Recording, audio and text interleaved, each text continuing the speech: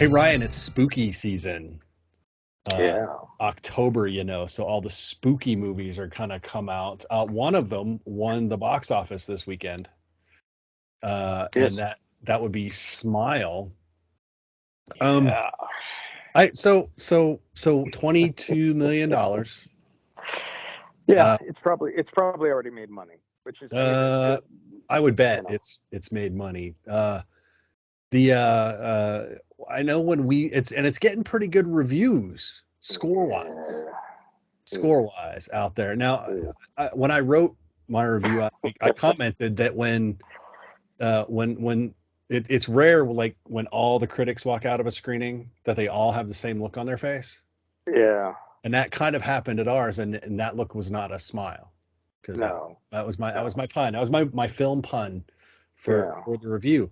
Um, you used the phrase that we use a lot talking about stuff that comes out of Hollywood of late, Yeah. and that is dumpster fire. Uh-huh. I went garbage can fire. Um, and I don't know if either of us is really being fair on that. I don't think this is a great movie. I liked the concept of it. It's uh, very The Ring inspired, but it probably follows more closely to the It Follows model. Yeah, but but it's nowhere near as smart as it wants to be. It's a film riddled with like, why the hell are you doing this? Why the hell don't you turn on the lights? Why does nobody have lights? Wait, do none of these buildings have lights in the ceiling? How come the lights all coming up from the ground? What is this? I mean, it's a nonsensical world that does a disservice to the healthcare providers who deal with people with who Mental have illness. mental actual illness and need help. It Yep. does a disservice to just pretty much anyone who's represented in this film. Is It's not. And I know, look, horror isn't supposed to be real, but Right. if you're going to try to ground it on something like mental illness, you better hell as well do something, that feels authentic or real.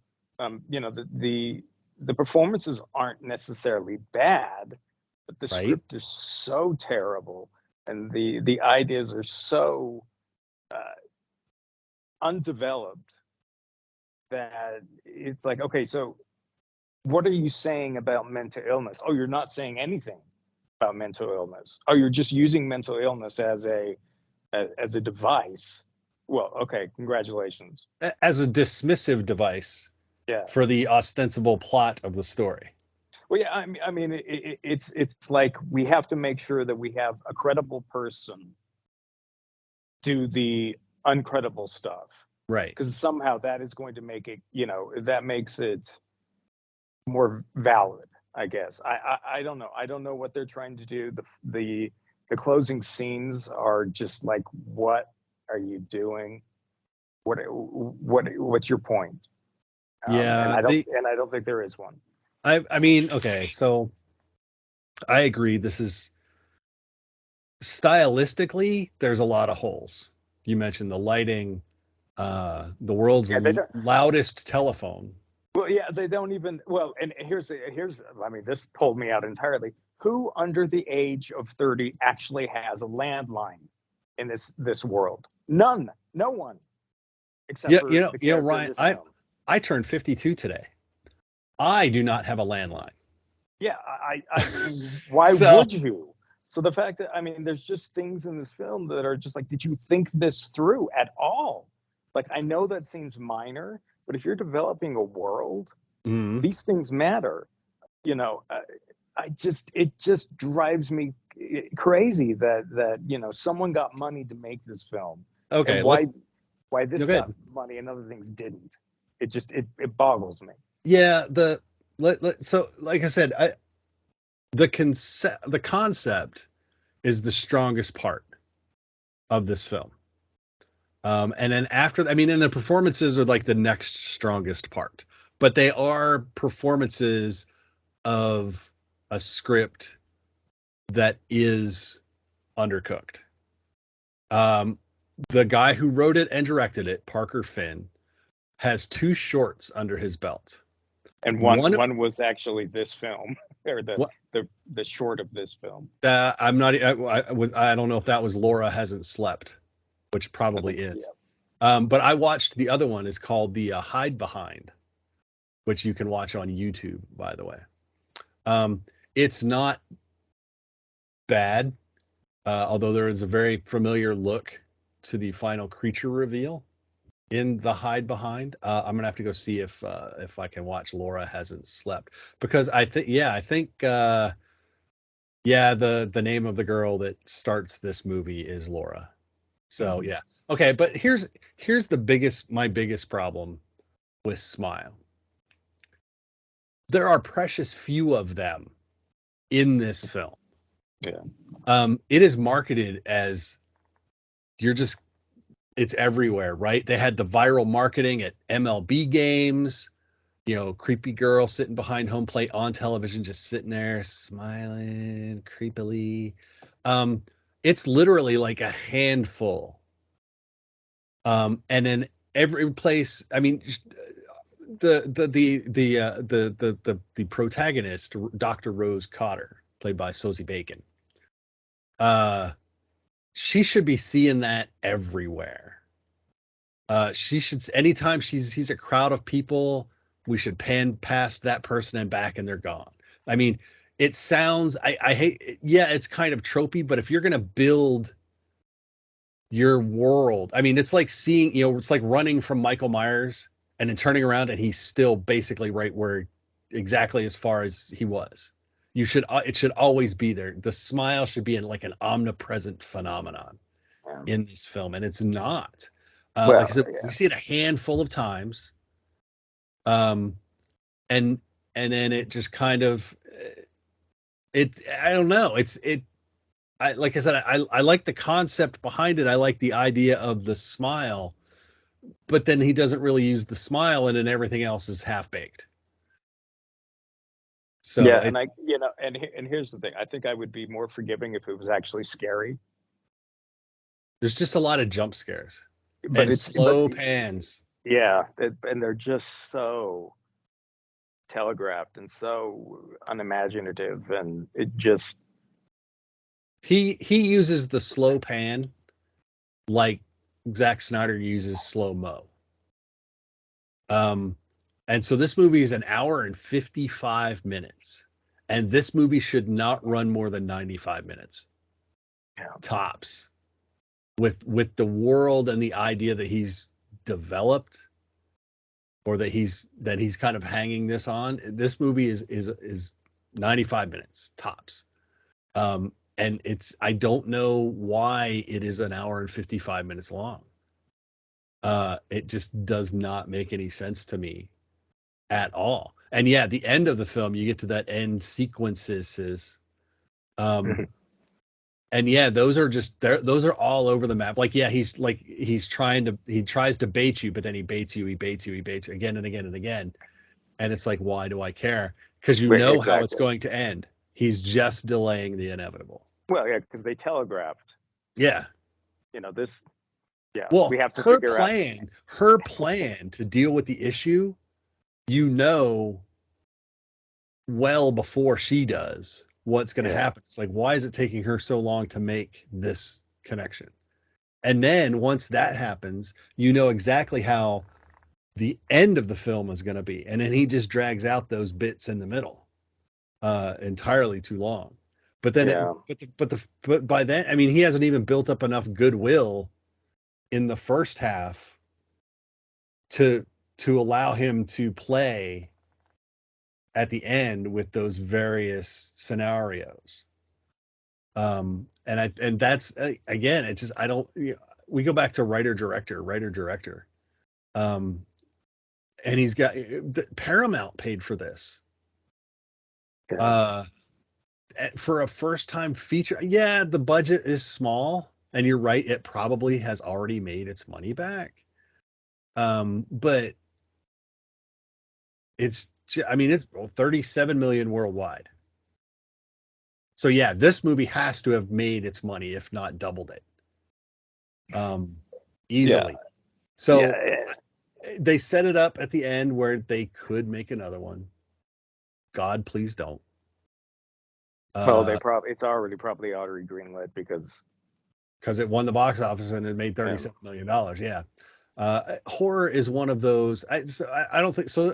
Before I segue to what we're going to talk about next, so neither one of us is. I can't tell you not to see it. I did put a trigger warning in my review for the film, which I never do because I hate trigger warnings. But I only put it in there because I live with someone who would have hit me had I taken her to see this movie and not told her about the triggering event. sure. Uh, so, But uh, even that, but yeah, it doesn't earn that. no, You know what I mean? It again. It is. This is the epitome of what people think horror films are, in the sense that it's just gratuitous without a point, and that's yeah, not what horror movies are supposed to be, or in my view, what a good horror film is. right. And so yeah, if I'm irked because you get a film like Pearl, or you get Oh, that is going to only make maybe 10 million, yeah. and is so much better than this, Oh, vastly superior. but Vastly superior to you Smile. know, and the funny thing is, I don't know that Pearl was trying to say anything, all that radical or all that, but it knew what it was, and it earns what it does, if that Yep. makes sense. Whereas this film tries to cash in on checks that it never actually earned. It's Right. just mm, Someone mentioned that they were watching, and I don't remember how you feel about this particular horror movie. Someone mentioned that they were watching *Malignant* the other day yeah, on Twitter, and I was like, embrace the batshit crazy, because at least *Malignant* said, yes, we understand. This is a yeah, completely batshit insane idea, but they accepted that, they embraced it, and if you watch it with that mindset, that's better than *Smile*, because they just go, no, no, no, we get it. This movie's crazy, but we're gonna go with it, and they went with it. Whereas *Smile* was like, check, check. You're right. They were kind of checking. They're writing checks that they hadn't checked off the boxes for the deposits, if you will. So, yeah. It's but they just they checked off all the quote unquote requirements for horror, but barely, and badly. So, but this week a different horror movie is opening, yeah, but not in theaters, only on Hulu, yeah. or it might get a limited run in I know theaters, it's on Hulu, but I know it's but on Hulu yeah, I think this starting is this Hulu. Friday. Uh, And that would be and I had to look this up because I can't believe I'm about to say this, the uh, 11th film yeah, with the word Hellraiser in it. But this is a quasi reboot. Um, yeah, yeah, eh, so yeah, so it's you know what? I'm going to think of this like the 2013 Evil Dead, yeah. No, which it's is more of not a a reboot. no, It's it's more of just a another story in the yeah, world in a which the reintroduction. Cenobites exist. Sure, this is the contemporary extension of what was started in the 80s. Right. You could go So, there. yeah. So, that being said, I am not a Hellraiser scholar. I know the first two, Which are the best. and I may have seen snippets of Hellraiser in Space, which is not the name I know. Is that, I think No, it's like the fourth one, I don't maybe. remember them. But then I guess it looks like there's just a Well, veritable assembly line of direct to videos well, yeah, and a after lot that. of them, well, not a lot of them, but some of them were actually scripts that weren't written as Hellraiser scripts that were then altered slightly. Repurposed. Yeah, to um, essentially, I mean, the idea is that they had to hold on to the brand, and so they would Right. make these films. Um, some of them involved people who were passionate about the Hellraiser franchise, and some were Right. not. Um, I don't know if I've seen them all. I feel like I've seen the majority, if not all of them. But for me, the first two Hellraiser films, while not perfect in any regard, there's something about those first two um, that I almost wish you could combine the first two films, take the Oh, best bits of the both of those two films, and go from there. yeah. I think I mean, when Clive Barker was involved, which was basically the first two films, and he is a producer on this one, it just had a different. I think Barker's version of Hellraiser is different than what it became. Hmm. Uh, I don't think, obviously everyone knows quote unquote Pinhead, Hmm. um, and I think it was never supposed to be Nightmare on Elm Street with a character like Freddy, who Right. has all the one-liners and all that sort of stuff. That kind of is where the franchise went. Um, I always feel like the most terrifying thing about Hellraiser was that the people who were being hunted or haunted or however you want to put it, it was by choice. It was something they wanted. Yes. Or And to seemed me, to want. Yeah. yeah, and to me that is terrifying. Yeah. That was what was really frightening about at least the first couple of Hellraisers, was that this was not like some random jumping into your dreams, Right. It wasn't done thing. to you. No, this was something you asked for. Yeah. And to me that was what was always terrifying about the concept. And so flash forward, we've got this new film, and it sort of does that occasionally, but it doesn't embrace it entirely. So I'm comfortable in saying it's probably the best Hellraiser we've had in decades. I just feel like they have left so much on the table, so to speak. Hmm. But I also begin to wonder if to make a Hellraiser film that really embraces what the original one was, is it even watchable? How deplorable does that film have to get? Well, I guess I doing a little when I was looking to see exactly how many there were. Yeah, I came across some interview snippets with Clive Barker where he talked about the stuff that he had to cut because the original Hellraiser was rated X. yeah. And it was a lot more sex than it was Hmm. gore. And the MPAA had issues with the sex, not the gore, and the thises and the that's. But you're right. If you made it now, if you made a Hellraiser, it would be NC-17, and it would be,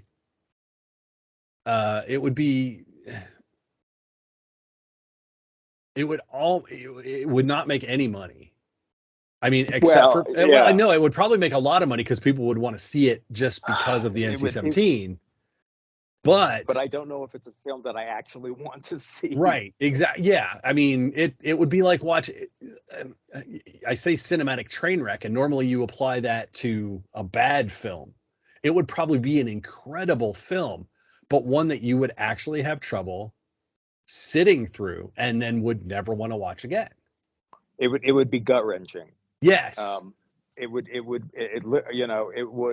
probably go into topics that we don't want to really see as a horror film. Yep. Um, uh, you know, and so there's a part of me that when it ended, I thought, okay, what would I have done? And you start to think, and you're like, no, I don't even want to. I don't even want to go to the space where this is might take me. So Yeah. let's put that aside for now. Let's talk about what it is, Right. rather than, is it a faithful extension? No, but again, It I don't know it's that I it's want not that. it's not a bad extension. No, no, but it goes in a different direction, because while there is a setup, there is a person who is into the occult, who has a very lavish lifestyle, um, lives in excess, essentially, Mhm. which, again, this kind of ties into the original ideas. But he disappears. Right. And let's talk about this for a second, because it opens Yeah, with that not the sequence where he disappears, yeah. but a sequence leading up to that, right? Yes, yes. So It's yeah, they changed, as near as I can determine, and again, I have not watched all 10 uh, that bear this name. I'm not a scholar. I feel as though they've changed the mythology around this box in how it functions, to a because certain degree. in the first two, you used the box, solved the box, and you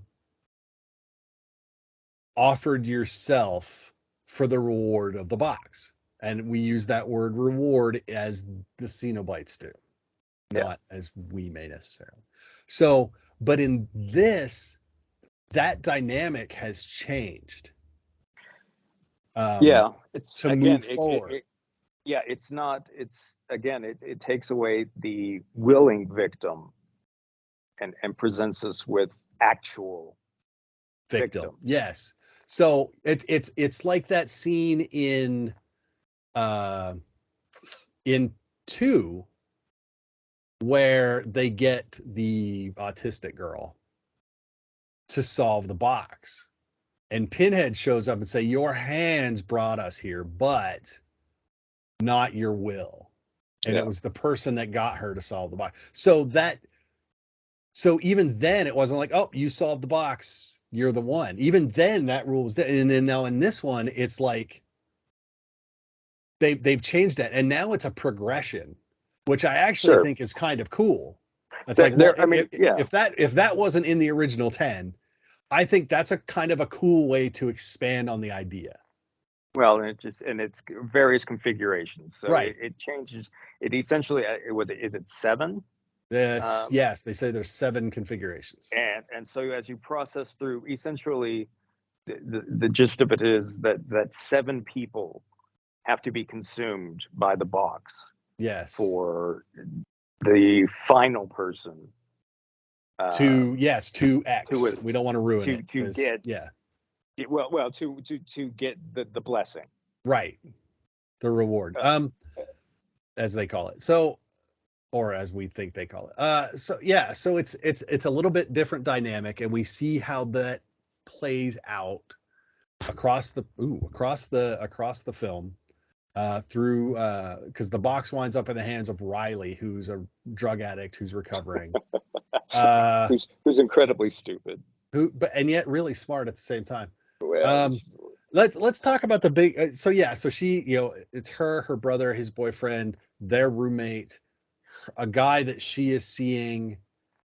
Um, yeah, so the rich super billionaire who starts this whole nightmarish progression. And we'll talk about that in a second, because I actually kind of found that to be cool. One of the biggest things about this, not just they're not just rebooting, reimagining, whatever, uh, a, an IP that people like the earlier incarnations of. Um, but again, people have been harping on Pinhead, um, and it's not a spoiler to say that in this, Pinhead is played by a woman. Jamie Clayton is the actress's name, and I don't care, because these people, the Cenobites, don't really look like people, really, for the most part, anyway. yeah, The closest one they ever had to a human was Pinhead. Everyone yeah. else didn't really look like a person anyway. Um, so Well, I it's didn't and care, and I found it cool, is that in this film, and I won't go too deep into it, I actually like the fact that we kind of see how Cenobites come to be. yeah, So that was an acceptable change for me. Your mileage may vary out there. I didn't mind that. My big problem with Pinhead is that we don't see Pinhead till over half the movie is gone. Well, and I mean that kind of goes, and so the question, because originally, uh, like I said, Pinhead wasn't supposed to be Right. all that, you know, that wasn't supposed to, they were all just supposed to be these horrific characters, Yeah. and none of them were particularly, meant to. I think Pinhead really, the design essentially exists so that the character can have a mouth, Right. because a lot of the other, versions of these For tortured for exposition creatures, purposes, yes. they do not actually have mouths, or if they do, it's, I mean, they've been Yeah. stretched, or they've been, I mean, all sorts of horrific uh, body modifications, Yep. sort of thing. So I mean, so it doesn't bother me that this version of Pinhead doesn't show up in it, until later on, because it was never really supposed to be about All Pinhead. right. Well, But let me be clear for a second. I'm yeah, not. It doesn't bother me that Pinhead didn't show up. What bothers me is that once again Hollywood is like almost bait and switching people, sure, and, and and and I will give you that I that, hate. I hate because that. it is the expectation that Pinhead will be the main antagonist throughout the Right. film, and I think, yes, that is the expectation, but that isn't the case. Um, and in a way, that is more like the original Hmm. film. So I mean, it's a weird dynamic, but yes, as far as expectation goes, that's the moment everyone's waiting for. Even more so, um, well, that is what people are That's waiting the for. moment. Um, and whether or not that is true to the spirit of the original films, that is another conversation. But yes, Yeah. are you correct in saying Pinhead doesn't show up for a long time? Yes, absolutely. And is that going to bother some people? Well, Yes. yeah, it is, particularly if that's all you know of Hellraiser. Um, so yeah, to me, I didn't care. I knew that eventually we get to that, Well, part of the again, story. it's that marketing push.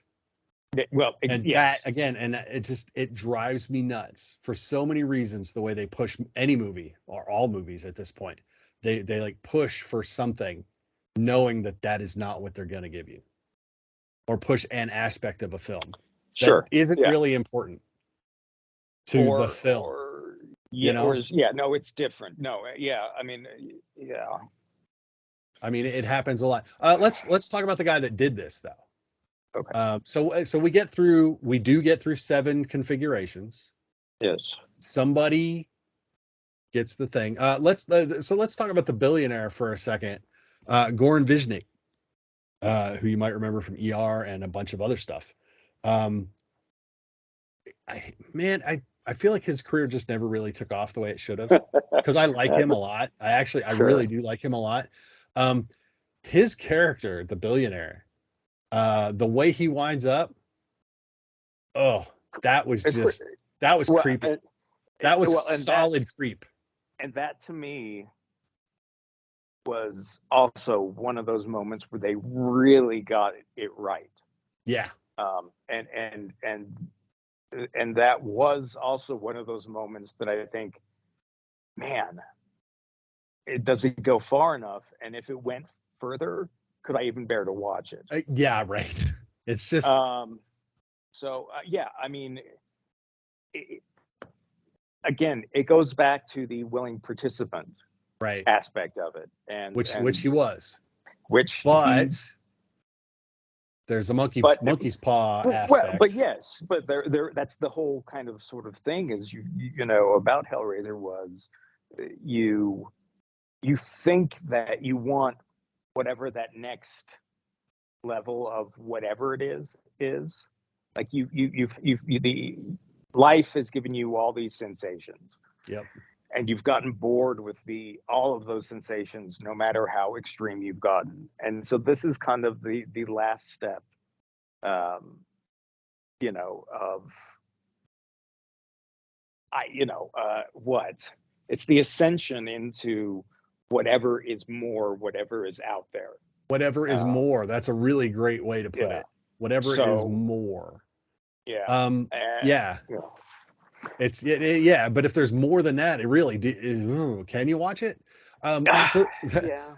so the guy that directed this, no stranger to creepy movies, uh, David Bruckner, who directed a film that I think was right to Netflix back in 2017 called The Ritual, which I liked a lot.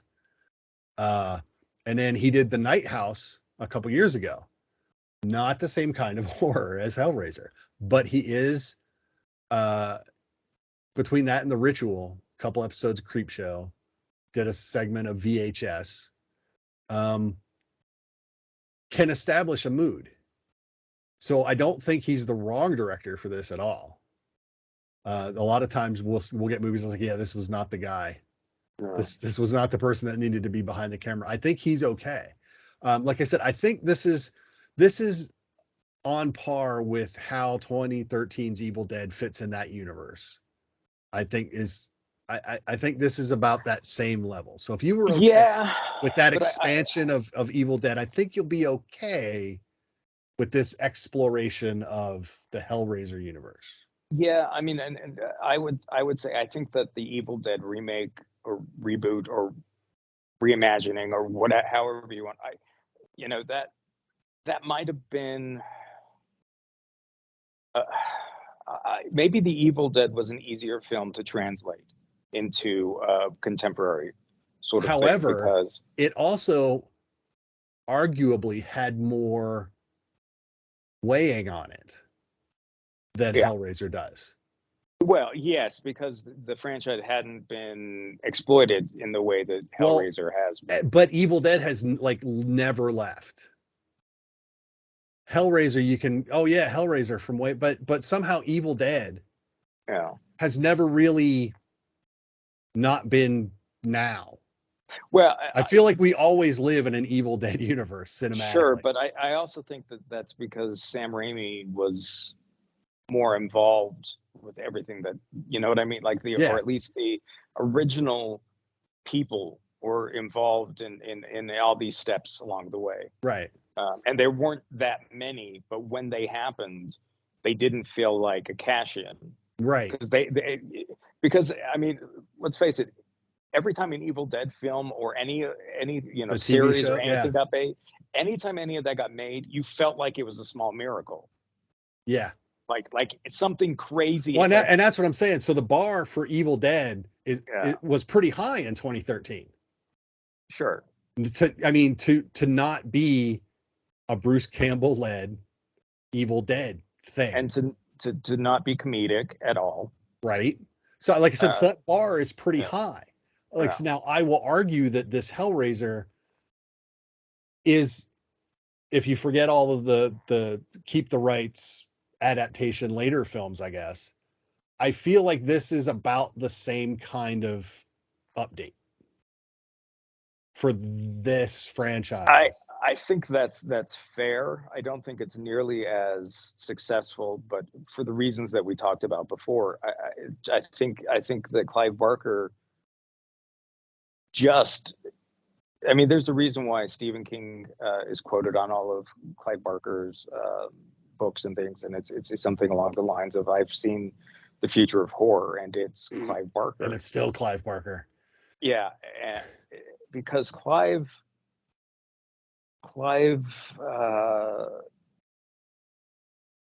how to put this? Clive had Oh, a, I think Clive has an understanding of what is truly terrifying that even maybe Stephen King doesn't or is or won't. afraid or won't go to.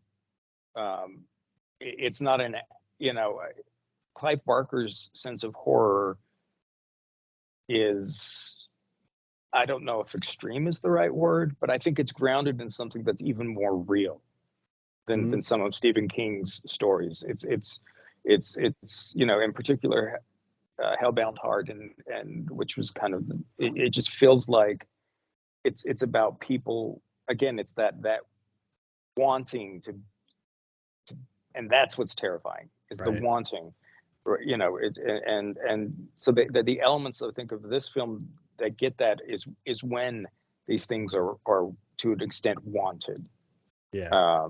or even, yeah, I'd say wanted, because it's not like deserved, because that's No. you know, and I think that what does kind of bother me is that that in a way they've reduced this to kind of a regular horror film, in that you do have a lot of people who are innocent victims, or Mm. who are accidental or coincidental, or whereas, and it's We're not nearly as much so as you think initially, but it's still, there's this sort of people getting duped into it, and like you said, that wasn't what the original was about. I mean, these people knew what they wanted, or well, thought yeah, they knew what they and wanted. Pinhead. I don't know that Pinhead used the word intent in Yeah, the second one, but that's really the word in the originals. It really was about intent, not the mechanical yeah. function of the box. Because essentially in this one, when you change the configuration, a little knife comes out and ticks you, and basically you've been selected. You're Yep. number 3, you're number 4, whatever. Um, I and I miss. I don't. I mean, it seems like there was a Dante's Inferno element to the original as well, in that you got what you earned, Right. as far as the torture or whatever, however you want to describe it. Whereas I didn't feel like the way, maybe these, even, let's just say these were all horrible people who get stuck, Right. or get whatever. Their punishments didn't feel unique, um, or tailored to them. And I think that was a missed opportunity. Um, but then I guess everyone would be like, well, it's just 7, and it's, David Fincher was kind of tapping into the same sort of area in 7 that Mm. Clive Barker was. This sort of, I mean, there's this religious undercurrent, and damnation, and what is beyond damnation. And I don't know. Right. I just, I think ultimately, it's a kind of a more straightforward horror film with some stuff in the beginning and the end that is fairly true to the original ideas. Yeah. It's that midsection where you just have, a lot of people it's that whole, collateral damage sort Yeah. of thing. Well, yeah, the Um, body count, body you count, body know, count, body count. Yeah, but I enjoyed. Said I liked the world, the idea of Smile, but I think this is a better movie. I think it's far more effective. I think it is obviously a lot more vicious. There's a lot more gore. Um, yeah, I just, I think because they've been trying to restart Hellraiser for so long, that, I've thought, not in detail, but I've thought about, okay, what would I want? And Right. it always goes back to, elements of the first and second film, where it was, the ideas were terrifying. Like there Yep. was just something about it. And growing up in goth subculture, those first 2 films, particularly the first one, people were really into just this idea. And I know that Clive kind of based it on, the underground, bondage, uh, Yeah. leather bondage scene that was happening in England and things. And so it was rooted in this really kind of real thing. And this one just doesn't feel as rooted in real. It feels rooted in, a fairly interesting, but not. It doesn't feel like it's your next door neighbors, if that makes Right. sense. Like it doesn't Yeah. feel Yeah. like this could be happening, you know, upstairs from you. The Right. people in the apartment above you, you know, Yep. this could be. It feels more. It feels more like a traditional horror film in that Yeah. regard, and that's kind of disappointing. But considering where the franchise had gone and whatnot, Yeah. So yeah, it does Hellraiser does it is going to be exclusive to Hulu. I just checked. So Hulu this Friday, the 7th of October. So two horror movies to open the month. Um, we're not even talking about the Disney Plus Halloween movie. I can't say horror movie. Halloween movie that we haven't talked about yet. But which a lot of people were waiting for, and that was Hocus Pocus 2. which is I'll just that one's easy to boil down to. That is, if you like the original and just want nostalgia, Hocus Pocus 2 is great for that. But Yeah. as far as setting anything up Yeah. or really evolving the story, not so much there. No, I would rather go back and watch The Craft, the original Craft. Sure. So yeah, that feels like a better movie. So there you go. That is Smile and Hellraiser. We've got a bunch of movies to watch over the next couple weeks, including in a couple of weeks, Dwayne the Rock Johnson and his attempted takeover of the DC Warner Brothers universe as Black Adam. So when we see that, we will definitely be talking about that. But until we get to those, don't forget to like us, follow us on social media at VS Movie Podcast. It's all on the website. You know this. You've heard it a million times. Do it anyway. So, and go see a movie because there's a lot of good movies in theaters. There's a lot of okay movies in theaters, and then there's a couple crappy movies in theaters. But there's stuff to watch in the theaters, and that's important because some movies need to be seen on the biggest screen you can see them. So, till we talk to you again, I'm Mark. That is Ryan. Bye, Ryan. See you guys. And we will talk to you all later.